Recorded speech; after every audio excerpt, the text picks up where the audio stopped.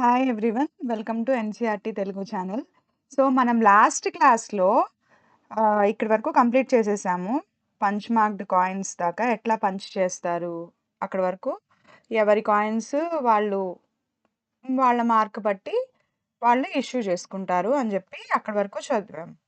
So, coming here let's explore ఈ table చూద్దాము.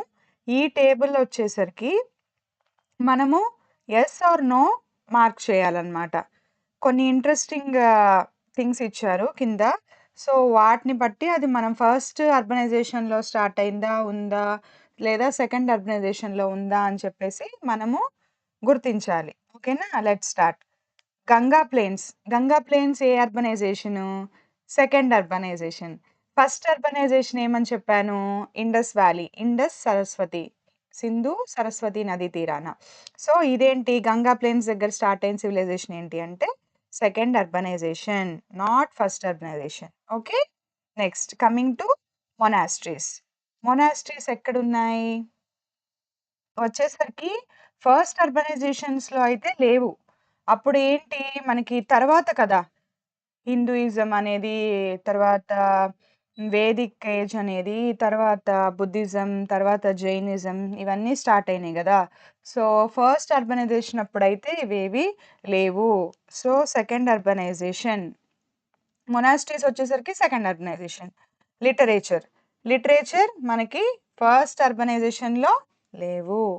This is also second urbanisation వచ్చేసరికి మనకి లిటరేచర్ అనేది చాలా ఉంది. రైట్? So, trade. ట్రేడ్ ఉంది కదా మనకి. ఇండస్ వ్యాలీ సివిలైజేషన్ పీపుల్ కూడా internal trade as well as external trade 2 చేశారని చెప్పి మనం చెప్పుకున్నాం. క్లాస్ 6లో ఉంటుంది ఈ chapter Indus valley civilisation. So, ఒక్కసారి అది చదవండి మీకు తెలుస్తుంది. So, Indus valley civilisation people ఏంటంటే ట్రేడ్ అనేది చాలా చేశారు. Internal trade as well as with other civilisations also. External trade కూడా వాళ్ళు చేశారు. సో, ట్రేడ్ అనేది ఫస్ట్ అర్బనైజేషన్‌లో ఉంది. As well as second urbanisation. దీంట్లో కూడా మనం చెప్పుకున్నాం కదా ట్రేడ్ అనేది. రైట్? So, next warfare. మనం ఏం చెప్పాం? Indus valley people piece loving people. Okay. వాళ్ళు ప్రశాంతంగా వాళ్ళ జీవితాలని లీడ్ చేశారు. ఏ గొడవలు ఏమీ లేవు. వాళ్ళ వాళ్ళ టైంలో అసలు వార్స్ అనేవే లేవు. వార్స్ స్టార్ట్ అయింది ఎప్పుడు? తర్వాత. తర్వాత అంటే ఎర్లీ వేదిక్, తర్వాత లేటర్ వేదిక్. మహాజనపదాస్ టైంలో మనకి కింగ్డమ్స్ అనేవి ఎస్టాబ్లిష్ అయినాయి. అప్పుడే మనకి వార్స్ అనేవి స్టార్ట్ అయినాయి. సో, ఇండస్ పీపుల్ వచ్చేసరికి peace loving people. So, it is false. And ఇక్కడైతే మనకి ఉన్నాయన్నమాట. Copper or bronze. మనకి ఇక్కడ సెకండ్ అర్బనైజేషన్‌లో ఏం చెప్పుకున్నాం? వాళ్ళకి ఐరన్ ఓర్స్ అనేవి దొరికినాయి. సో, ప్రతి వస్తువు స్వార్డ్స్ కానీ, స్పియర్స్ కానీ, షీల్డ్స్ కానీ ఎవ్రీథింగ్ వాళ్ళు ఐరన్ మీద డిపెండ్ అయ్యారని చెప్పుకున్నాం కదా! సో, ఇండస్ పీపుల్ వచ్చేసరికి కాపర్ దొరికింది వాళ్ళకి. రైట్? సో, రాజస్థాన్ సైడ్‌లో మనకి కాపర్ అనేది అవైలబిలిటీలో ఉంది. కాపర్ వచ్చేసాక తర్వాతొచ్చి వీళ్ళు బ్రాంజ్ కూడా టెక్నాలజీ యూజ్ చేసి బ్రాంజ్‌ని గూడా తయారు జేశారు. ఎట్లా? కాపర్‌లో టిన్ కలిపి బ్రాంజ్ తయారు జేశారు. కాపర్, బ్రాంజ్ ఎవరికి తెలుసు అనంటే ఫస్ట్ అర్బనైజేషన్ పీపుల్‌కి తెలుసు. ఎవరికి? ఇండస్ వ్యాలీ పీపుల్‌కి. రైట్? వెరాజ్ ఓకే. ఫైన్. ఇక్కడొచ్చేసరికి ఏంటి? మనకి ఐరన్ అనేది. యూజ్ చేశారంటే యూజ్ చేశారు. ఐరన్. ఐరన్ వచ్చేసరికి మనకి ఇండస్ వ్యాలీ పీపుల్‌కి అసలు ఐరన్ అనేది తెలీదు. They don't know iron technology. Second urbanisation వాళ్ళకైతే ఐరన్ అనేది బాగా తెలుసు. Hope so you got it. Okay. Fine. Next వచ్చేసరికి the varna and jati system. Varna, jati system గురించి చూద్దాము. ఓకే. మనకి ఇండస్ టైంలో అయితే ఈ సిస్టమ్ అనేది లేదు. వర్ణ కానీ, జాతి గాని ఇవేవి లేవు ఫస్ట్ ఆర్గనైజేషన్‌లో. సో, సెకండ్ ఆర్గనైజేషన్‌లో అయితే ఇదైతే స్టార్ట్ అయింది. వర్ణ అండ్ జాతి సిస్టమ్. ఇక్కడ చూద్దాము. ఎట్లా ఎంత కాంప్లెక్స్‌గా ఉంది? ఏంటి? అసలు వర్ణ అంటే ఏంటి? జాతి అంటే ఏంటి? ఎందుకు స్టార్ట్ అయింది? ఇవన్నీ చూద్దాం. Okay. We saw earlier how human societies grew more complex. అంతే గదా! మనం చూసాము. హ్యూమన్ సొసైటీస్ అనేవి ఎంత కాంప్లెక్స్‌గా ఉన్నాయి. కాంప్లెక్స్ అంటే ఏంటి? చాలా రకాల ఆక్యుపేషన్స్ ఉన్నాయి గదా! చాలా రకరకాల ట్రేడ్ ఉంది. సో వాస్ట్‌గా డివైడ్ అయిపోయారు ఆక్యుపేషన్స్ కూడా. పాటర్స్ అని, ట్రేడర్స్ అని, వీవర్స్ అని, బిల్డర్స్ అని, కార్పెంటర్స్ అని, ఐరన్ స్మిత్స్ అని ఇట్లా చాలా రకాలుగా కాంప్లెక్స్ అయిపోయింది కదా! సొసైటీ అనేది రకరకాల మనుషులు, రకరకాల వృత్తులు, వ్యాపారాలు ఇలా ఎక్కువైపోయింది. అందుకే ఇట్ ఈస్ మోర్ కాంప్లెక్స్ మనం చదువుకున్నాం ఇప్పుడే. With the rise of civilization. Whenever this happens ఇలా ఎప్పుడైతే ఇంత కాంప్లెక్స్ స్ట్రక్చర్ అనేది జరుగుతుందో, right? A society organizes itself in several groups based on based on class, occupation and some other criteria. ఇంత కాంప్లెక్స్‌గా ఎప్పుడైతే తయారవుతుందో గ్రూప్స్ అనేవి ఫార్మ్ అయిపోతాయి. సొసైటీ ఆర్గనైజ్ అయిపోయి గ్రూప్స్ అనేవి ఫార్మ్ అయిపోతాయి. Based on the class. Class అంటే rich class, poor class. So rich people అందరూ ఒక రకంగా ఆర్గనైజ్ అయిపోతారు. రైట్? పూర్ వాళ్ళందరూ ఆర్గనైజ్ అయిపోతారు. రైట్? ఆక్యుపేషన్స్. పాటర్స్ అందరూ, వీవర్స్ అంటే ఆర్గనైజ్ అంటే వీళ్ళందరూ ఒకలాగా ఆ వృత్తిని కొనసాగించడం అన్నమాట. ఆర్గనైజ్ అయిపోయి ఇప్పుడు పాటర్స్ ఉన్నారనుకోండి. ఆ పాటర్స్ వాళ్ళ కొడుకులు కూడా ఆ పాటరీ గురించి తెలుసుకొని ఆ పాటరీని స్పెషలైజేషన్ చేయడం అన్నమాట ఆర్గనైజ్ అంటే. Okay. And some other criteria. ఇంకా వేరే క్రైటీరియా ఏమన్నా ఉంటే based on anything. Okay. For instance ఇప్పుడు there could be different groups concerned with governance, administration. ఏంటి ఆ అదర్ క్రైటీరియా? Governance, administration. అడ్మినిస్ట్రేషన్‌లో ఏంటి? రైట్?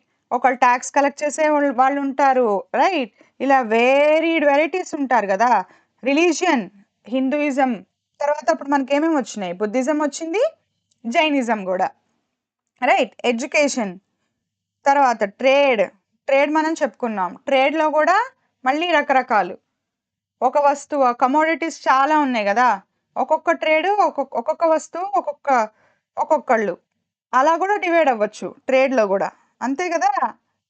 మెయిన్ తర్వాత మళ్ళీ సబ్ గూడా డివైడ్ అయిపోతారు. Town planning, farming and all kinds of other professions. ఇన్ని రకాల వృత్తులున్నాయి కాబట్టి, ప్రొఫెషన్స్ ఉన్నాయి కాబట్టి, వాటికి అనుగుణంగా ఆర్గనైజ్ అయిపోయారు. ఎక్కడికక్కడ ఆర్గనైజ్ అయిపోయారు అందరూ. ఓకే. నెక్స్ట్ ఇక్కడేంటి? A panel of Sanchi stupa depicting a smithy. Smithy అంటే ఐరన్ స్మిత్ అనుకోండి. Okay. Where different workers bringing firewood, water, stroke of fire beat the iron. Iron తెచ్చి ఫస్ట్ గ్రౌండ్ నుంచి ఐరన్ అనేది తీయాలి గదా బయటికి ఫస్ట్. అది తీసుకొచ్చి తర్వాత దానికి ఏమేం కావాలి ఐరన్ తయారు చేయడానికి? Workers bringing firewood, water. Firewood ఒకళ్ళు తీసుకురావాలి. వాటర్ ఒకళ్ళు తీసుకురావాలి. Beat the iron. ఐరన్‌ని బీట్ చేసేవాళ్ళు ఒకళ్ళు. చూద్దాం ఇక్కడ ఈ పిక్చర్‌లో చూడండి. ఇది సాంచి స్తూప. ఓకే. సో ఇక్కడ వర్కర్స్ బ్రింగింగ్ ఫైర్‌వుడ్. సో వీళ్ళైతే వుడ్ తీసుకొస్తున్నారు. రైట్? వీళ్ళు వాటర్ తీసుకొస్తున్నారు. వుడ్ ఈయనేమో హ్యామర్‌తో కొడుతున్నారు. రైట్? సో వీళ్ళేమో కాలుస్తున్నారు ఐరన్‌ని. Fire. Right? Stroke the fire, beat the iron. So ఒక్కొక్కళ్ళు ఒక్కొక్క పని చేసుకుంటూ ఉన్నారనమాట. ఒకళ్ళు వాటర్ తేవడం, ఒకళ్ళేమో ఐరన్‌ని వుడ్‌ని తేవడం, ఒకళ్ళు వాటర్ తేవడం, ఒకళ్ళని ఫైర్‌లో కాల్చడం, ఒకళ్ళేమో ఐరన్‌ని బీట్ చేయడం. అప్పుడే హార్డ్ అవుతుంది. సరైన షేప్ అనేది వస్తుంది. Next a few punch mark coins from various ancient cities of north India. నేనేం చెప్పాను? ఈ 16 మహాజనపదాలు గూడా ఎవరికి నచ్చిన కాయిన్స్‌ని వాళ్ళు ఇష్యూ చేసుకున్నారు. కింగ్ అనేవాడు తనకు నచ్చిన కాయిన్స్‌ని తనకు నచ్చిన ముద్రతో ఆ మహాజనపదాలో ఇష్యూ చేసుకున్నారు. సో రకరకాల మహాజనపదాస్‌లో రకరకాల కాయిన్స్ అనేవి మనకి ఫ్యూ పంచ్ మార్క్ కాయిన్స్ ఇక్కడ ఇచ్చారు. చూడండి ఇక్కడ రకరకాల పంచెస్. ముద్ర అనేది మారిపోయింది ఇక్కడ. ఇక్కడ ఒకటుంది. వెరీ రకరకాల మార్క్స్ ఉన్నాయి. Okay. Next, why should a complex society divide itself into such groups? అసలు ఎందుకు అలా గ్రూప్స్గా డివైడ్ అయ్యారు? Think about several possible factors why this happens. ఎందుకు డివైడ్ అయ్యారు చెప్పండి? ఎందుకు అంటే నేను ఇప్పుడే చెప్పాను. ఇప్పుడు పాటర్స్ ఉన్నారు. ఓకే. పాట్ తయారు చేసేవాళ్ళు. వాళ్ళు వాళ్ళ పిల్లలు గూడా వాళ్ళు చిన్నప్పటి నుంచి కూడా అదే చూసుకుంటూ పాటరీ ఎలా చేయాలి, ఏంటి ఇవన్నీ చూసుకుంటూ అదే కంటిన్యూ చేస్తారు. రైట్. అలాగే ఐరన్ స్మిత్స్ వాళ్ళు గూడా అలాగే కంటిన్యూ చేస్తారు. ఇన్ని గ్రూప్స్‌గా ఎందుకు అయినాయి అనంటే స్పెషలైజేషన్ కావాల్సొచ్చిందప్పుడు. ఒకళ్ళ మీద ఒకళ్ళకి ఇంటర్ డిపెండెన్స్ అయ్యారు. ఇప్పుడు ఐరన్ స్మిత్ అనే అతను మిగతా వ్యాపారాలు వాళ్ళు వృత్తులు చేసే వాళ్ళ మీద డిపెండ్ అయిపోయారు. రైట్. ఐరన్ స్మిత్ ఒక్కటే కాదు కదా! తనకి తినడానికి తిండి కావాలి, అన్నీ కావాలి. కమోడిటీస్ అన్నీ కావాలి. పాట్ కావాలి, కుండ కావాలి, ఫుడ్ కావాలి. రైట్. ఇవన్నీ గూడా కావాలి. అందుకని ఇంటర్ డిపెండెన్స్ అనేది ఎక్కువైపోయింది. ఇంటర్ డిపెండెన్స్ వల్ల మనకి ఈ ఇది ఈ సొసైటీ అనేది ఇట్లా డివైడ్ అయిపోయిందనమాట. Okay. Next, list other professions you expect in a complex society of first millennium BC. మనం ఆల్రెడీ చెప్పుకున్నాం. ఏంటి? చాలా రకాల వ్యాపారాలు, వృత్తులు, potters, okay, weavers, carpentry, metal work, jewellery making, teachers,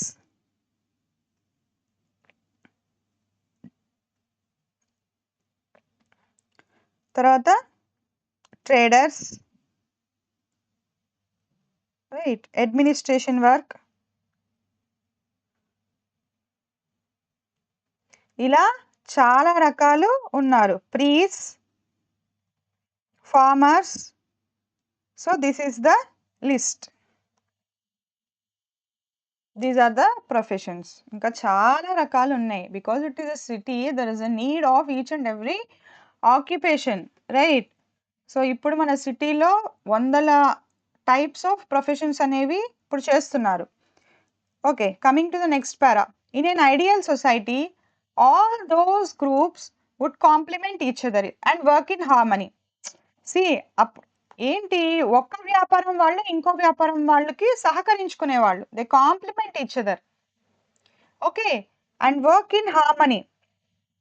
సహకరించుకొని చక్కగా ఒకళ్ళకొకళ్ళు కోఆపరేషన్ ఇచ్చుకుంటూ హాయిగా బ్రతికారు. There is no kind of jealousy. Right.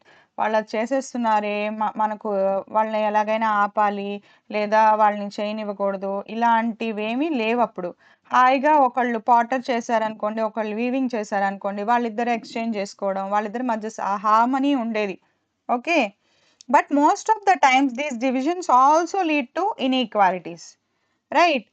కానీ ఏమవుతుంది అనంటే ఈ డివిజన్స్ పెరిగిపోతే ఆర్గనైజ్ అయిపోయారు. ఆర్గనైజ్ అయిపోయేసరికి ఏమైంది, rich class, poor class inequality అనేది స్టార్ట్ అయిపోయింది అక్కడ. రైట్. మేమే గొప్ప. ఇప్పుడు ఐరన్ స్మిత్స్ ఉన్నారనుకోండి, ఐరన్ ఎక్కువ స్పెషలైజేషన్ స్వర్డ్స్‌కి, స్పియర్స్‌కి వీటన్నిటికి కావాల్సొచ్చింది. లేదా వీవర్స్ ఉన్నారు. సో ఐరన్ స్మిత్స్ వచ్చేసరికి మేమే గొప్ప అనుకోవడం, లేదా వీవర్స్ వచ్చేసరికి మేమే గొప్ప అనుకోవడం, ఇటువైపు ఇలాంటి రకమైన డివిజన్ అయితే వచ్చేసింది. ఇన్‌ఈక్వాలిటీస్ అయితే స్టార్ట్ అయ్యాయి. ఎప్పుడైతే ఆర్గనైజ్డ్ సొసైటీ ఉంటుందో దాంట్లో డివిజన్స్ అనేవి స్టార్ట్ అయిపోతాయన్నమాట. ప్రెజెంట్ ఇప్పుడు కూడా అంతే కదా! మనకి ఎవ్రీథింగ్ ఈజ్ ఆర్గనైజ్డ్. అండ్ ఆర్గనైజ్డ్‌లో కూడా చాలా వరకు వాళ్ళ పిల్లలొచ్చేసరికి తల్లిదండ్రుల వృత్తులే కంటిన్యూ చేస్తారు. ఇప్పుడు కూడా చాలా వరకు. రైట్. యాక్టర్స్ పిల్లలు యాక్టర్స్, డాక్టర్స్ పిల్లలు డాక్టర్స్. ఇప్పుడు కూడా అదే చూస్తున్నాం కదా! ఆ హెరిడిటరీనే ఆర్గనైజేషన్ అలాగే కంటిన్యూ అయింది. వెరాస్ ఇన్‌ఈక్వాలిటీస్ కూడా వచ్చేసినాయి. సో ఇవన్నీ ఎప్పుడు స్టార్ట్ అయినాయి అంటే అప్పుడు స్టార్ట్ అయినాయి. సెకండ్ ఆర్గనైజేషన్ టైంలో నుంచే స్టార్ట్ అయినాయి. ఇప్పటికి కూడా కంటిన్యూ అవుతున్నాయి అన్నమాట. సేమ్ ఇదంతా కూడా. Hope so you understood. Inequalities అనేవి వచ్చేసినాయి. Some groups acquire more wealth. ఇప్పుడు నేను చెప్పా కదా, కొన్ని గ్రూప్స్ కొన్ని ట్రేడ్ చేసేవాళ్ళు, ఓకే, ఇప్పుడు జ్యువెలరీ ట్రేడ్ చేసే వాళ్ళకి ఎక్కువ డబ్బు రావచ్చు, రైట్? లేదు పాట్స్, కుండలు తయారు చేసుకునే వాళ్ళకి తక్కువ డబ్బులు అక్వైర్ చేయొచ్చు. సో అట్లా ఎక్కువ వ్యాపారం చేసే వాళ్ళందరూ ఒక క్లాసు, ఇలా ఇంకో క్లాసు, ఇన్ఈక్వాలిటీస్ అనేవి సహజం కదా, వచ్చేస్తాయి. పవర్ ఏంటి, రాజకీయాల్లో పొలిటికల్గా అడ్మినిస్ట్రేషన్ వైపు ఉన్న వాళ్ళకి పవర్ వచ్చేస్తుంది, ఇన్ఫ్లుయెన్స్ వస్తుంది. మిగతా వాళ్ళతో కంపేర్ చేస్తే, నార్మల్ పీపుల్తో కంపేర్ చేస్తే పొలిటిక్స్ వైపు, అడ్మినిస్ట్రేషన్ వైపు, గవర్నెన్స్ వైపు ఉంటారు కదా, పాలన వైపు, వాళ్ళ దగ్గర కొంచెం ఇన్ఫ్లుయెన్స్ ఉంటుంది కదా. రాజుకి వెళ్ళి చెప్పేసేయడం, వాళ్ళ పనులు వాళ్ళు చేయించుకోవడం, ఒక ఇన్ఫ్లుయెన్స్ అయితే వాళ్ళు చేయగలుగుతారు కదా. సో నార్మల్ పీపుల్కి వాళ్ళకి డిఫరెన్సెస్ వచ్చేస్తాయి. అట్లా ఇన్ని రకాల ఇన్ఈక్వాలిటీస్ అయితే వస్తున్నాయి, గమనించండి. సొసైటీ అయితే కాంప్లెక్స్గా ఉంది, ఆర్గనైజ్డ్గా ఉంది, బట్ ఇన్ఈక్వాలిటీస్ కూడా డెవలప్ అయినాయి. ఇదొకటి మీరు అర్థం చేసుకోవాలి సొసైటీని. In other words, while equality is an ideal that human societies have often aspired to. మన సహజంగా ఏంటి, మనం ఎప్పుడు ఈక్వాలిటీగా ఉండాలి, అందరూ ఒకే రకంగా ట్రీట్మెంట్ అనేది ఉండాలి అని అనుకుంటాం. Very few if any have ever achieved it. కానీ అవి అచీవ్ చేయలేము, రైట్? ఇంత కాంప్లెక్స్గా, ఇంతమంది ప్రజలు, ఇన్ని వ్యాపారాలు, ఇన్ని వృత్తులు, ఇన్ని రకాల మైండ్ సెట్స్ వాళ్ళు, ఇంత క్లాస్ డివైడ్ అయిపోయింది, rich and poor and different types of occupations ఇట్లా డివైడ్ అయిపోయినాయి కాబట్టి వీ కాంట్ హెల్ప్. అదంతే, ఇంకా అది మార్చలేము కదా, ఇప్పటికి కూడా మనం ఏమీ మార్చలేము అది. In India the society was organised into 2 fold. So ఇండియాలో వచ్చేసరికి 2 fold సిస్టమ్ అనేది స్టార్ట్ అయిందంట. ఒక కేటగిరీ వచ్చేసరికి జాతి, ఓకే, ఒక కేటగిరీ వచ్చేసరికి జాతి. జాతి అంటే ఏంటి, ఒక group or community of people with a specific professional occupation closely tied to their livelihood. జాతి అంటే ఏంటి, ఆక్యుపేషన్. జాతికి, కాస్ట్కి, దేనికి సంబంధం లేదు. జాతి అంటే ఏంటి, ప్యూర్లీ ఇట్స్ అ ప్రొఫెషన్ అన్నమాట, ఆక్యుపేషన్కి tied, related. Okay, the skills that define a particular jati, for instance skill in agriculture లో స్కిల్ ఉన్న వాళ్ళందరూ ఒక జాతికి. మెటలర్జీ, ఓకే, మెటల్ స్మిత్స్ వీళ్ళందరూ మెటలర్జీ, మెటల్కి రిలేటెడ్ అయిన వాళ్ళందరూ ఒక జాతి. కామర్స్ ఆర్ ఎనీ క్రాఫ్ట్, చేత్తో తయారు చేసే వస్తువులు ప్లస్ కామర్స్, ఓకే, ఎవరైతే ట్రేడ్ చేస్తున్నారో వాళ్ళందరూ ఒక జాతి. Was generally transmitted from one generation to another generation. నేను ఇప్పుడే చెప్పాను, ఇవన్నీ కూడా రైతు కొడుకు రైతు అవ్వడం, ఐరన్ స్మిత్ కొడుకు ఐరన్ స్మిత్ అవ్వడం, పాటర్ కొడుకు పాటర్ అవ్వడం, ట్రేడర్ కొడుకు ట్రేడర్ అవ్వడం, ఇదంతా జనరలీ ట్రాన్స్మిటెడ్, ఇప్పటికి కూడా ట్రాన్స్మిట్ అవుతూనే ఉంది. ఇప్పుడు కూడా అంతే కదా, ప్రొఫెషన్స్ అనేవి ఆల్మోస్ట్ లాయర్ కొడుకు లాయర్, డాక్టర్ కొడుకు డాక్టర్, యాక్టర్ కొడుకు యాక్టర్, ఇదైతే ఫిక్స్ కదా. సో మనకి అప్పుడు కూడా generally transmitted from one generation to another generation. Often a jati would get further subdivided into sub jatis. నేను చెప్పాను కదా ఇందాక, ఇప్పుడు ఒక ప్రొఫెషన్ ఉంది, ట్రేడర్ ఉన్నాడు, ఆ ట్రేడర్లో ఒక వస్తువు చేసేవాడు ఒక ట్రేడ్, రైట్, ఒక జాతికి. మళ్ళీ సబ్ అనమాట, దాంట్లో ఒక ట్రేడర్ ఉన్నాడు అనుకోండి, ఇది జాతి కదా, ఇది జాతి, ట్రేడర్స్కి చెందిన జాతి. ఈ ట్రేడర్స్ మళ్ళీ గోల్డ్ అమ్మేవాళ్ళు ఒక ట్రేడర్, రైస్ అమ్మేవాళ్ళు ఇంకో ట్రేడర్ అనుకోండి. దీంట్లో మళ్ళీ ఇదొక సబ్ జాతి, ఇదొక సబ్ జాతి, సబ్ అనమాట. ట్రేడర్స్లో మళ్ళీ సబ్, అర్థమైందా? మెయిన్ ఒక జాతి ఉంటుంది, దానికి sub. Each of which develops customs and traditions. ప్రతి ఒక్క జాతి కానీ సబ్ జాతి కానీ, ఓకే, ప్రతి ఒక్క ప్రొఫెషన్ అనుకోండి, ఇక్కడ ఆక్యుపేషన్, వాళ్ళు చేసే వృత్తి, ఓకే, ఆ వృత్తి ఏమైందంట, ఎవరి వృత్తి ప్రకారం వాళ్ళ ఆచార వ్యవహారాలు, వాళ్ళ సంస్కృతి, సాంప్రదాయాలు వాళ్ళకి వచ్చేస్తాయి. ఓకే. వాళ్ళకుంటాయి. For instance concerning marriage, rituals or food habits. Okay. ఏంటి మ్యారేజ్ డిఫరెన్షియేషన్ వచ్చేస్తుంది. పాటర్స్ మ్యారేజ్ ఒకలాగా చేస్తారు. ట్రేడర్స్ ఒకలాగా. రిచువల్స్ కూడా అంతే. నెక్స్ట్ ఫుడ్ హ్యాబిట్స్ పద్ధతులు గూడా. ఫార్మర్ ఒక రకంగా తింటారు. ట్రేడర్ ఒక రకంగా అట్లా. రిచ్ ఒక రకంగా, పూర్ ఒక రకంగా అట్లా అనుకోండి. సో, ఇక్కడ జాతి కదా! మెయిన్‌లీ ప్రొఫెషన్ గురించే మనం మాట్లాడుకోవాలనమాట. ఓకే. ఐదర్ ఫార్మర్ గానీ, ట్రేడర్ గానీ, ఐరన్ స్మిత్ కానీ ఇట్లా. Okay. Along with the jati there is another category. 2 కేటగరీస్‌గా డివైడ్ అయింది కదా! ఇండియన్ సిస్టమ్ అంతా. ఫస్ట్ వన్ వచ్చేసరికి జాతి. ఇప్పుడు మనం చెప్పుకున్నాం. Related to professional occupation. Second thing వచ్చేసరికి వర్ణ. ఇప్పుడు వర్ణ కాన్సెప్ట్ చూద్దాం. ఓకే. ఈ వర్ణ అనే కాన్సెప్ట్ ఏంటి? Varna a concept that emerged from Vedic text. ఇది ఎక్కడి నుంచి వర్ణ కాన్సెప్ట్ ఎమర్జ్ అయింది అంటే వేదిక్ టెక్స్ట్ నుంచి. ఓకే. There were 4 varnas. మెయిన్‌గా 4 వర్ణాస్ ఉన్నాయి. అవేంటివి 4? ఫస్ట్ వన్ వచ్చేసరికి బ్రాహ్మిన్స్. ఓకే. బ్రాహ్మిన్స్ ఏంటి? వర్ణాలో వచ్చేసరికి 4 జాతిలో వచ్చేసరికి చాలా రకాలు. జాతి అండ్ సబ్‌జాతి గూడా. ఓకే. వర్ణ వచ్చేసరికి ఎన్ని? 4. ఫస్ట్ వన్ వచ్చేసరికి ఏంటి? బ్రాహ్మిన్స్. ఫస్ట్ వన్ వచ్చేసరికి బ్రాహ్మిన్స్. బ్రాహ్మిన్స్ ఏం చేస్తారు? నాలెడ్జ్‌ని ప్రిజర్వ్ చేస్తారు. వేదాలు, ఉపనిషత్తులు, ఓకే. గ్రంథాలు ఇవన్నీ ఉంటాయి గదా! ఈ వేదిక్ నాలెడ్జ్ అంతా ప్రిజర్వ్ చేస్తారు. స్ప్రెడ్ చేస్తారు నాలెడ్జ్‌ని. బికాజ్ ఓరల్‌గానే ఈ వేదాలనేవి one generation to another generation pass అవుతున్నాయి గాబట్టి, ఈ బ్రాహ్మిన్స్ అనేవాళ్ళు నాలెడ్జ్‌ని ప్రిజర్వ్ చేయడం, స్ప్రెడ్ చేయడం ఇదంతా చేసేవాళ్ళు. And in the performance of rituals అంటే యజ్ఞాలు, యాగాలు, హోమాలు ఇవన్నీ చేయడం ఎవరిది అంటే బ్రాహ్మిన్స్. ఓకే. సెకండ్ వచ్చేసరికి క్షత్రియాస్. సెకండ్ వన్ వచ్చేసరికి క్షత్రియాస్. క్షత్రియాస్ ఏంటి? Defend the society.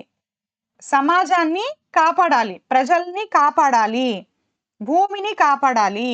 ఎవరు రాకుండా, ఎవరు ఆక్రమించకుండా.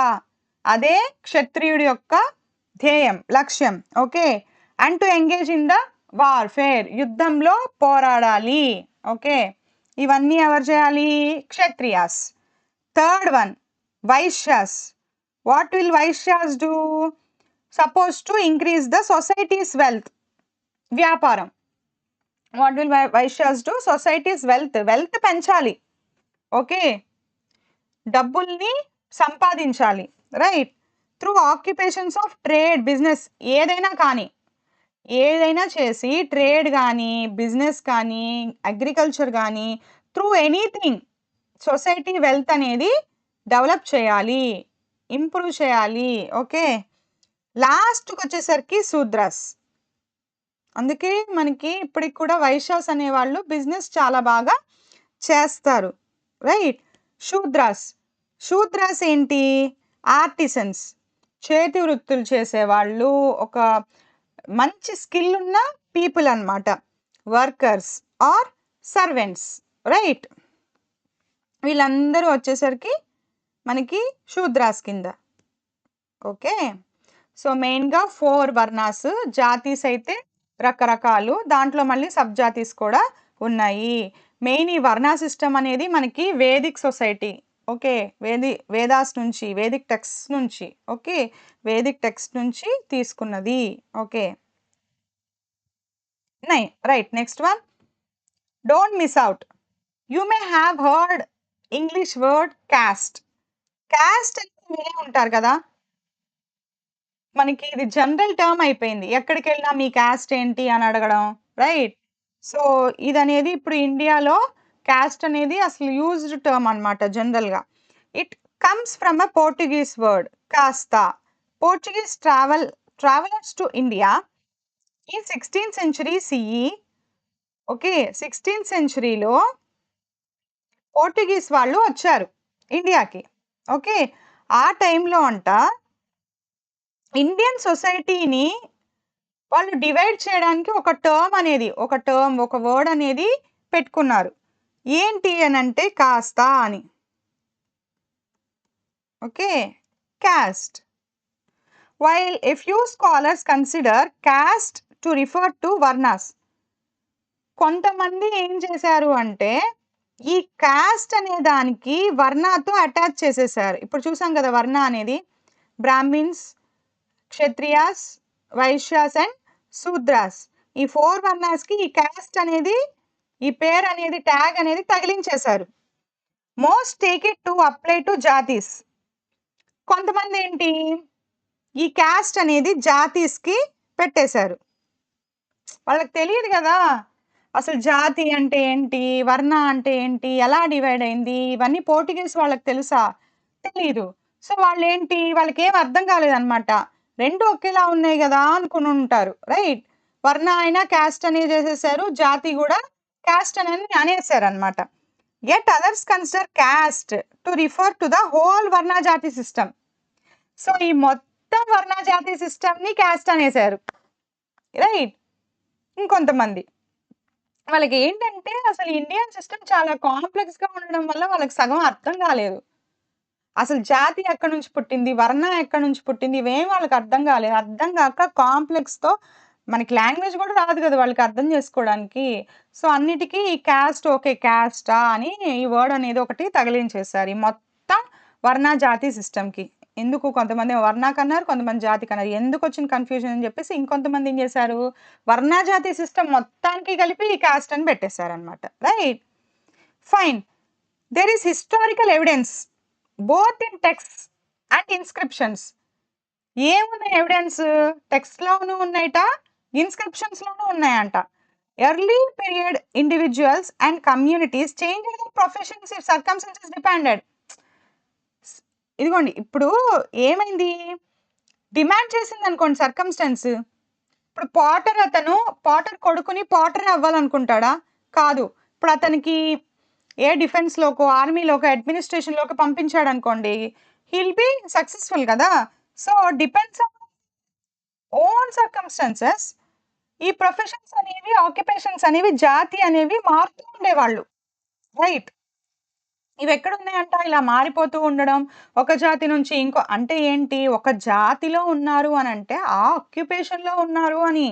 అంతేగాని నువ్వు ఒక జాతి ఇప్పుడు ఆహ్, కుమ్మరి అనుకోండి. ఫర్ సపోజ్ ఒక పాటర్ ఉన్నాడు. పాటర్ జాతి ఉంది.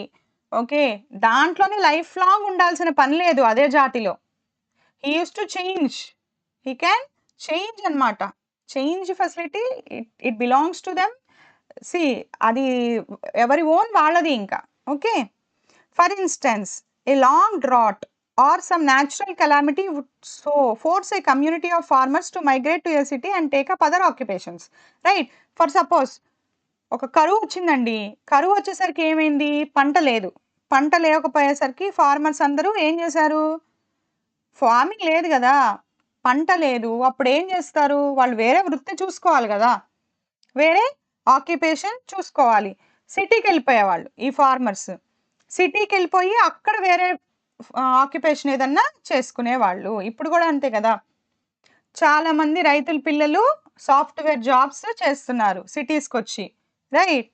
అలాగే అప్పుడు గూడా చక్కగా వాళ్ళిష్టం వచ్చినట్టు వాళ్ళు మంచి ఆక్యుపేషన్స్ చూసుకొని చక్కగా డబ్బులు సంపాదించడానికి సిటీకి వచ్చేసేవాళ్ళు. Or even military activities. ఆర్మీలో జాయిన్ అవ్వడం వాళ్ళ ఇష్టం ఇంకా. దేంట్లో అయినా గాని. Okay. Some Brahmins would turn to trade or even military activities. Same Brahmins కూడా నాట్ ఓన్లీ ఫార్మర్స్. ఫార్మర్స్ అంటే ఏంటి? జాతి గురించి చెప్పాడిక్కడ. Next Brahmins. బ్రాహ్మిన్స్ గురించి చెప్పారు. అంటే వర్ణ. వర్ణ గురించి చెప్పారు. సో, జాతి గూడా హి కెన్ చేంజ్ ఎనీ జాతి. వర్ణ also he can change to any వర్ణ అన్నమాట. ఓకే. ఈ బ్రాహ్మిన్స్ ఎప్పుడు యాగాలు, యజ్ఞాలు ఆహ్, ఇవే వేదాల గురించి వీటి గురించే కాకుండా he can do. Right. There is no restriction అన్నమాట. Anybody can change to any varna or any jati. Okay, this complex system structured Indian society, organized its activities including economic ones, and therefore gave it some stability. Right. ఇప్పుడు మనకి ఇలా organise అయిపోయింది కాబట్టి, మనకి ఆర్థికంగా ఎంత wealth ఒస్తోంది? మనం ఎంత స్థిరంగా ఉండొచ్చు? ఇప్పుడు ఇప్పుడు ఏ పని చేయట్లేదు అన్న దాని గురించి ఇన్ని పనులు చేసే పరిస్థితికొచ్చాడు మనిషి. వచ్చినప్పుడు ఇన్ని రకాలుగా ప్రొఫెషన్స్ అనేవి బిల్డ్ చేసుకున్నాడు. చేసుకొని స్థిరంగా అవే పాస్ ఆన్ చేస్తున్నాడు. వన్ జనరేషన్ నుంచి అనదర్ జనరేషన్‌కి. అంటే ఏంటి? స్టెబిలిటీ అనేది ఒకటి ఎస్టాబ్లిష్ అయింది. స్టెబిలిటీ ఉంది కాబట్టి మనకిప్పుడు ఎకనామిక్ పరంగా, ఆర్థికంగా గూడా మనకి ట్రేడ్ ఎంత వస్తోంది? ఆదాయం ఎంతొస్తోంది? వెల్త్ ఎంత మనము సెక్యూర్ చేసుకుంటున్నాము అనేది సొసైటీ అనేది ఇలా స్థిమితంగా ఉందన్నమాట. స్టేబుల్‌గా అని చెప్పొచ్చు. However the system became rigid and led to inequalities and discrimination towards the lower jatis or some communities excluded from varna jati system. This process will be studied in higher grades. నేను చెప్పాను కదా, ఇలా ఎప్పుడైతే అసలు divide ఇలా ఆర్గనైజ్డ్‌గా ఉండడం మంచిది. Okay. ఇన్ని వ్యాపారాలు ఉండడం, ప్రొఫెషన్స్ ఉండడం, ఆక్యుపేషన్స్ ఉండడం మంచిది. కానీ ఇన్ని ప్రొఫెషన్స్, ఇన్ని ఆక్యుపేషన్స్ ఉండడం వల్ల డిస్క్రిమినేషన్స్ అండ్ ఇన్‌ఈక్వాలిటీస్ అనేవి వచ్చేసినాయి. Varna Jati system has had a deep impact on Indian society. Right? Okay, Indian society మీద ఈ వర్ణ జాతి యొక్క ఇంపాక్ట్ అనేది చాలా ఎక్కువగా పడింది. ఇప్పటికి కూడా దాని ఎఫెక్ట్ అనేది మనము చూస్తున్నాం ప్రెజెంట్ సొసైటీలో కూడా. అంటే అప్పుడు ఎంత తీవ్రంగా ఉంది ఇంపాక్ట్ అనేది మీరు ఆలోచించండి. And generations of scholars have studied its countless aspects. Okay. There is a broad agreement that the system was significantly different in earlier periods and become more rigid with the passage of time. ఫస్ట్‌లో చాలా బాగుండేది. Okay. ఇలా organise అవ్వడం ఇది చాలా బాగుండేది. More ఫ్లెక్సిబుల్‌గా కూడా ఉండేది ఎర్లీ పీరియడ్స్‌లో. అంటే ఏంటి? ఒక జాతి నుంచి ఇంకో జాతికి మారడం, ఇట్లా ఫ్లెక్సిబుల్‌గా ఉండేది చాలా. తర్వాత పాస్ ఆన్ టైమ్ పాస్ అయ్యే కొద్దీ ఏమైంది? రిజిడ్ అయిపోయింది. పాటర్ కొడుకు పాటర్ అట్లా రిజిడ్ అయిపోయింది. ఇంకో దానికి మారకుండా ఒకదానికి అతుక్కుపోయి ఒక జాతి అనేది, ఒక వర్ణ అనేది ఇట్లా రిజిడ్ అయిపోయింది. In particular during the British rule in India. Okay. పర్టిక్యులర్‌గా వచ్చేసరికి బ్రిటిష్ రూల్ అప్పుడు ఇంకా మనకి చాలా రిజిడ్ అయిపోయింది. Let us also keep in mind that while Varna Jati has been an important mechanism to work in Indian society, it is not the only one. There have been many others. Okay, some of which we explore later. Okay. ఇదొకటే కాదు, ఇంకా మిగతావి కూడా ఉన్నాయి. చూద్దాము. అది ఎక్కడ చూద్దామంటే in the theme our cultural heritage and knowledge ట్రెడిషన్స్‌లో ఉందిట. ఓకే. ఇండియన్ సొసైటీ గురించి చూద్దాం. అది తర్వాత చూద్దాం. Okay. Inequalities within society can exist in many forms. ఈ ఇన్‌ఈక్వాలిటీస్ అనేవి సొసైటీలో చాలా రకాలుగా ఎగ్జిస్ట్ అయి ఉంటాయి. ఎన్ని రకాలు? చాలా రకాలు. రిచ్ అనేవాళ్ళు, పూర్ అనేవాళ్ళు ఇదొకటి. తర్వాత క్లాషెస్ ఎక్కడ? మనకి డిజబిలిటీ క్లాషెస్ కూడా కదా! Disability clashes. సో, మనకి rich, poor, disabled, different castes and communities. Different castes or communities బట్టి డివైడ్ అయిపోతారు. ఇన్‌ఈక్వాలిటీస్ వస్తాయి. తర్వాత మనకి educated and uneducated. Educated versus uneducated inequalities వచ్చేస్తాయి. తర్వాత people living in villages, cities. ఇట్లా రకరకాల ఇన్‌ఈక్వాలిటీస్ అనేవి సొసైటీలో ఎగ్జిస్ట్ అయిపోయినాయి. Have you encountered any incident where you are anyone? మీరెప్పుడైనా ఎన్‌కౌంటర్ చేశారా? ఇట్లాంటిది పరిస్థితి ఎదుర్కొన్నారా? ఈ ఇన్‌ఈక్వాలిటీ ఫేస్ చేయడం అనేది. ఎప్పుడైనా రిచ్‌గా ఉన్నారు, మిమ్మల్ని డిస్క్రిమినేట్ చేయడం. ఓకే. మీరు పూర్‌గా ఉన్నారా అని అనడం. లేదు అనంటే ఒకళ్ళు డిజేబుల్‌గా ఉన్నారు. రైట్? ఏంటి డిజేబుల్ వాళ్ళని అలౌ చేయకుండా ఉండడం. ఇట్లా. రైట్. సో, ఇట్లాంటివేమన్నా జరిగినాయా మీ లైఫ్‌లో అని అడుగుతున్నారు. Do you think inequality is desirable in society? అసలు ఈ ఇనీక్వాలిటీ మంచిదేనా? డిజైరబులేనా? అని అడుగుతున్నారు. ఏంటి? Equality. Not inequality. Right? So, equality అనేది చాలా చాలా మంచి విషయం. రైట్? ఎందుకంటే మనం హ్యూమన్స్ కాబట్టి ఈక్వల్ ట్రీట్‌మెంట్ మనం ఎక్స్‌పెక్ట్ చేస్తాం. కదా! మనకి బాధేస్తుంది. అరే! ఎందుకిలా ఇనీక్వాలిటీస్ చూపిస్తున్నారు అని. కదా! మనకి డిగ్నిటీ కావాలి, రెస్పెక్ట్ కావాలి, ఈక్వల్ రైట్స్ కావాలి. ఈక్వల్ రైట్స్ కావాలి.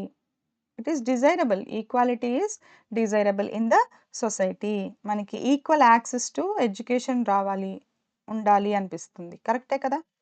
కొంతమంది చదువుకోలేకపోవచ్చు. కొంతమందే చదువుకుంటే మిగతా వాళ్ళు బాధపడరా? సో, వాళ్ళకి గవర్నమెంట్ ప్రొవైడ్ చేయాలి equal access to education. Next law ముందు ఫెయిర్ ట్రీట్మెంట్ ఉండాలన్నమాట. Treatment to law. సో, ఇవన్నీ ఈక్వాలిటీ ఉంటే బావుంటుంది సొసైటీలో. ఓకే. ఎందుకంటే ఇప్పుడు మనం చెప్పుకున్నాం. Right. Initiative that lesson the inequality. Initiatives ఏమేంటివి? ఇప్పుడు చెప్పాను గదా! సో, ఇక్కడ రాస్తున్నాను. ఇనిషియేటివ్స్ ఏంటి అంటే, మనకి మిడ్ డే మీల్ ప్రోగ్రామ్స్ ఉన్నాయి గదా! Mid day meal programme inequality తగ్గిస్తుంది. చక్కగా పిల్లలొచ్చి స్కూల్‌కొచ్చి తినేసి చదువుకుంటారు హ్యాపీగా. అందరు పిల్లలు చదువుకునే అవకాశం అనేది ప్రొవైడ్ అవుతుంది. Next free and compulsory education. Next వచ్చేసరికి డిజేబుల్‌గా ఉన్న వాళ్ళకి, డిజబిలిటీస్ ఉన్న వాళ్ళకి ఫెసిలిటీస్ ప్రొవైడ్ చేయాలి. డిజేబుల్‌గా ఉన్న వాళ్ళకి ఫెసిలిటీస్ అనేది ప్రొవైడ్ చేయాలి. ఆర్గనైజేషన్స్ పెట్టాలి. ఆర్గనైజేషన్స్ దట్ సపోర్ట్ ఎవరిని సపోర్ట్ చేయడానికి? Poor people, poor children, poor women and elderly people. Right. So, ఇట్లాంటివి కొన్ని ఇనిషియేటివ్స్ అన్నమాట. ఇక్కడ మీకు చెప్పా కదా ఆల్రెడీ ఫ్రీ ఎడ్యుకేషన్ అని అట్లా. ఇదంతా చేస్తే మనకి సొసైటీ అనేది బావుంటుంది. చక్కగా ఉంటుంది. ఈక్వాలిటీ అనేది ఎప్పుడూ డిజైరబులే సొసైటీలో. All the time equality should be maintained. Okay. Next developments elsewhere in India. ఇండియాలోనే ఎక్కడెక్కడ చూద్దాం. Okay. Elsewhere in India. Okay. In this first millennium BCE, important communication routes opened up for purposes of trade. ఇక్కడ మనకి trade అనేది చాలా vast అయిపోయింది. Both internal trade as well as to outside of the country also. Outside trade also. ఈ 16 మహాజనపదాస్ మధ్య trade అనేది చాలా బాగా కొనసాగింది. రైట్. 16 మహాజనపదాస్‌లో గంగా ప్లెయిన్స్ దగ్గర ఉండేవి ప్లస్ సెంట్రల్ ఇండియాలో అస్మాకం ఒకటి, ఇటు లెఫ్ట్ సైడ్ వెస్ట్‌లో కాంబోజా అండ్ గాంధారా ఉన్నాయి గదా! నార్త్ వెస్ట్‌లో. వీటన్నిటికి రూట్స్ అనేవి కనెక్టెడ్ అయిపోయినాయి ఇప్పుడు. చూద్దాం. రూట్స్ అనేవి చాలా కనెక్ట్ అయినాయి. అందుకే కదా ఇంత బాగా ట్రేడ్ అనేది జరుగుతుంది. రైట్. 2 రూట్స్ 2 రూట్లు became widely used and are often mentioned in the literature. లిటరేచర్‌లో కూడా మెన్షన్ అయ్యి ఉన్నాయంట. 2 రూట్స్. ఒకటేమో ఉత్తర పద. సెకండ్ వచ్చేసరికి దక్షిణాపద. ఓకే. ఉత్తరాపద అండ్ దక్షిణాపద. ఫస్ట్ వచ్చేసరికి north western region to Ganga plains. నేను చెప్పాను గదా! మనకేంటి ఇక్కడ లేదు. ఉత్తరాపద, దక్షిణాపద మీకు చూపిస్తాను ఎట్లా కనెక్ట్ అయినాయి అంటే. See here. Let's go to this. North west to Ganga plains connect అయింది. చూడండి ఇక్కడ. ఈ గాంధార, కాంబోజా ఉన్నాయి గదా! ఈ గాంధార, కాంబోజా నుంచి ఇలా కనెక్ట్ అయ్యి రూట్స్ ఇక్కడ వరకు రెడ్ మార్క్ మీకు కనిపిస్తోందా? సో చూడండి ఇక్కడ డార్క్ బ్లూతో గీస్తాను మళ్ళీ. గాంధార, కాంబోజా నార్త్ వెస్ట్ నుంచి గంగా ప్లేన్స్తో మొత్తం. ఓకే, ఇంటర్నల్ రూట్స్ కూడా ఉన్నాయి. ఓకే, మెయిన్ రూట్ ఒకటి, సబ్ రూట్స్ కూడా ఫుల్ ఫ్లెడ్జ్డ్గా ట్రేడ్ చేసుకోవడానికి చక్కగా ఎస్టాబ్లిష్ చేసేసారు రూట్స్ అనేవి. ఇది ఉత్తరపద రూట్. ఏంటిది? ఉత్తరపద. ఉత్తరపద అంటే ఏంటి? నార్త్ వెస్ట్ నుంచి గంగా ప్లేన్స్కి మొత్తం ఇలా రూట్ వేసేసారు. రైట్. నెక్స్ట్ దక్షిణాపద అంటే ఏంటో చూద్దాం. దక్షిణ అంటే ఏంటి? సౌత్ కదా. ఓకేనా? దక్షిణ అంటే ఏంటి? సౌత్. సో ఫస్ట్ వచ్చేసరికి నార్త్ వెస్ట్ రీజియన్ నుంచి గంగా ప్లేన్స్కి కనెక్ట్ అయింది all the way to eastern India. Second started from Kaushambi near Prayagraj, the then capital of one of the Mahajanpadas. Okay, and crossed the Vindhyas of hills to proceed all the way south. Second వచ్చేసరికి ఏంటి? చూడండి ఇక్కడ ఇట్రండి, మళ్ళీ కౌసాంబి దగ్గర. ఇప్పుడు east వరకు వచ్చాం కదా, నార్త్ వెస్ట్ నుంచి ఈస్ట్ వరకు వచ్చాం. ఇక్కడ మళ్ళీ ఈ కౌసాంబి ఉంది కదా, ఇక్కడ ఈ కౌసాంబి నుంచిట ఈ వింధ్యాస్ దాటేసి కిందకి అస్మిత్ ఉంది కదా, ఇక్కడ కిందకి వచ్చింది. So south all the way to the south also. So this is Dakshinapatha. Dakshinapatha పద. ఇదేమో ఉత్తరాపద. ఉత్తరాపద అంటే ఇలా from the north west to the east to Anga, from Kamboja to Anga, from Kamboja to Anga. Second one వచ్చేసరికి కౌసాంబి. కౌసాంబి దగ్గర నుంచి అంటే ప్రయాగ్రాజ్ అనుకోండి, కౌసాంబి దగ్గర నుంచి మనకి అస్మాక, ఇంకా కిందకు కూడా. This is the south route. These are the two routes. One is Uttarapatha and second one is Dakshinapatha. ఈ టూ రూట్స్ అనేవి చాలా ఫేమస్ అయిపోయినాయి. ఫైన్, అర్థమైంది కదా. Next okay, many lateral roots. నేను చెప్పా కదా, లాటరల్ రూట్స్ కూడా చాలా ఉన్నాయి. మెయిన్ రూట్స్ కాదు, సబ్ రూట్స్ కూడా ఉండాలి కదా మనకి. సిటీస్లో వీధులు ఉంటాయి, మెయిన్ డిస్ట్రిక్ట్స్ కనెక్ట్ చేసేవి ఉంటాయి, ఊళ్ళు కనెక్ట్ చేసేవి ఉంటాయి, అన్నీ ఉంటాయి. లేటరల్ రోడ్స్ కూడా ఉన్నాయి with other parts of India, especially important ports on the western and eastern coast which were vibrant centres of trade. చాలా బాగా వ్యాపారం జరిగే పోర్ట్స్ ఏంటివి? వెస్టర్న్ ఒకటి, ఈస్ట్ కోస్ట్ ఒకటి. Eastern region major cities emerged such as Sisupalgarh. Today Sisupalgarh part of Bhubaneswar. ఏంటిట? Eastern region వచ్చేసరికి శిశుపాల్గర్ అనే సిటీ ఎమర్జ్ అయింది. ఈ సిటీ ఎక్కడ ఉంది అని అంటే భువనేశ్వర్, ఒరిస్సా ఉంది కదా, ఒడిశా భువనేశ్వర్ దగ్గర ఉంది ఈ సిటీ అనేది. ఇది దేనికి క్యాపిటల్? కళింగ రీజన్ కి capital. And followed a strict square ground plan with imposing fortification and broad streets. ఇదేం స్క్వేర్ గ్రౌండ్ ప్లాన్ ఫాలో అయ్యారు. Okay, square ground. Okay, imposing fortification. ఇక్కడ ఏంటి? చుట్టూతో ఏమొస్తాయని చెప్పాను? Wall. Right. And broad streets వచ్చేసరికి చాలా బ్రాడ్గా పెట్టుకున్నారు. Fine. In the subcontinent southern regions cities began emerging from about 400 BCE. Okay, 400 BCE నుంచి సదరన్ రీజియన్స్లో మొదలైనాయంట సిటీస్.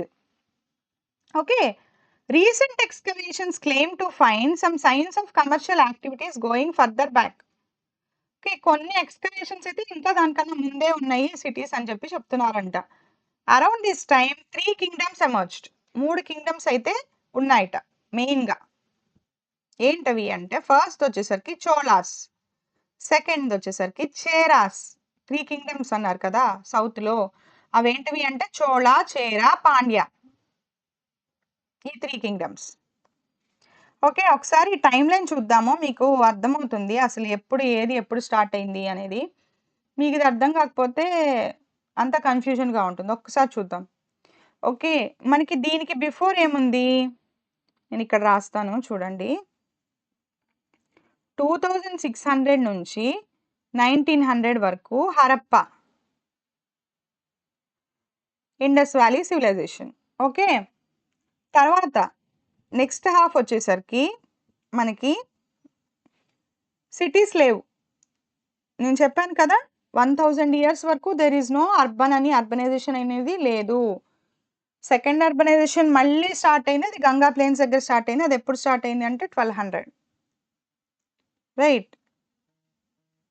ఇప్పుడే స్టార్ట్ అయింది మనకి. తర్వాత వచ్చేసరికి మనకి ఈ పీరియడ్‌లో no cities. No cities. So, 1200 నుంచి గూడా మనకి అర్బనైజేషన్ స్టార్ట్ అయింది. జనపదాస్ స్టార్ట్ అయినాయి first. Small settlements.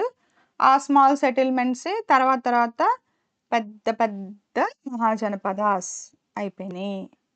Big settlements అయిపోయినాయి. సో, టోటల్ 16 మహాజనపదాస్ అనేవి వచ్చాయి. ఓకే.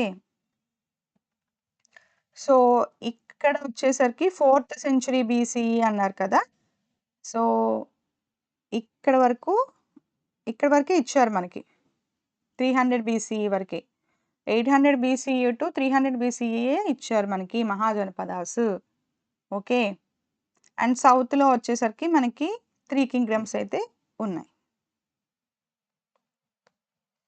నెక్స్ట్.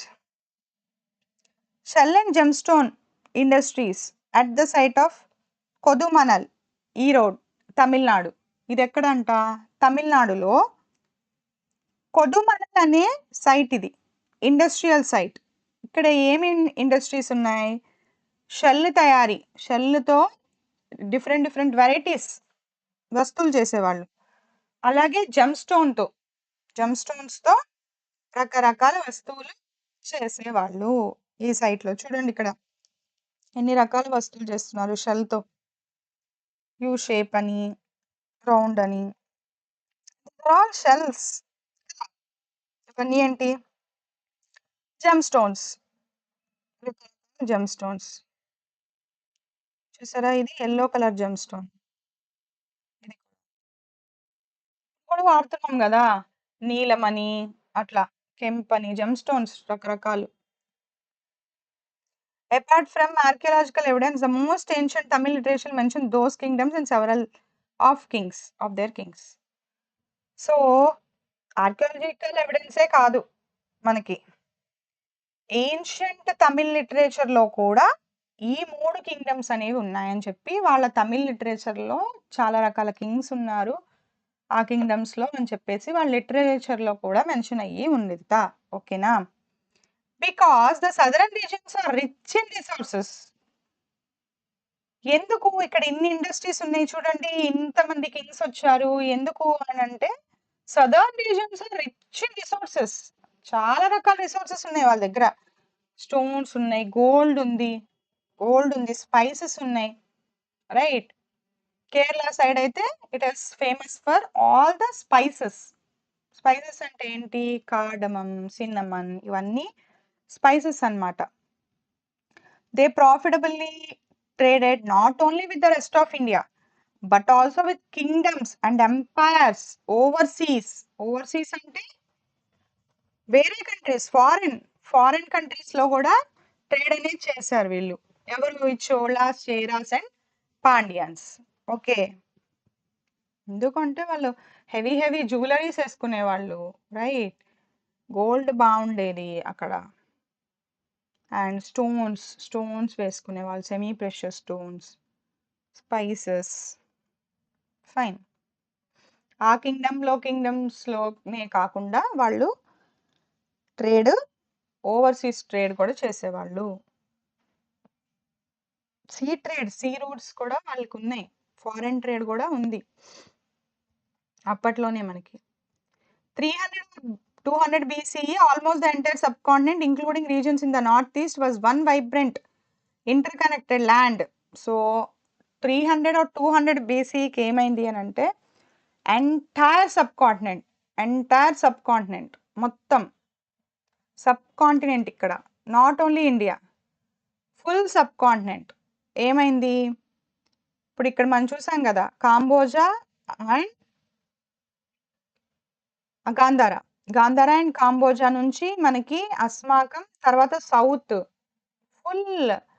అండ్ సో మనకి ఇండియన్ సబ్ కాంటినెంట్ మొత్తం కనెక్ట్ అయిపోయింది. Pakistan, Nepal, Bhutan, Myanmar, India, Sri Lanka, everything connect అయిపోయింది.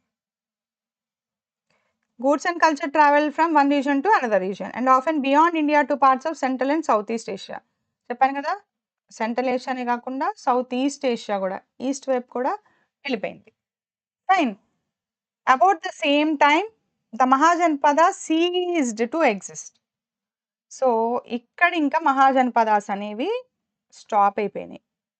ఎప్పుడు 300 BCE ఆర్ 200 BCE. సో ఇక్కడ చూడండి, మహాజనపదాస్ ఇక్కడ వరకే ఇచ్చారు, 300 ఆర్ 200 BCE దగ్గర స్టాప్ అయిపోయినాయి మహాజనపదాస్ అనేవి.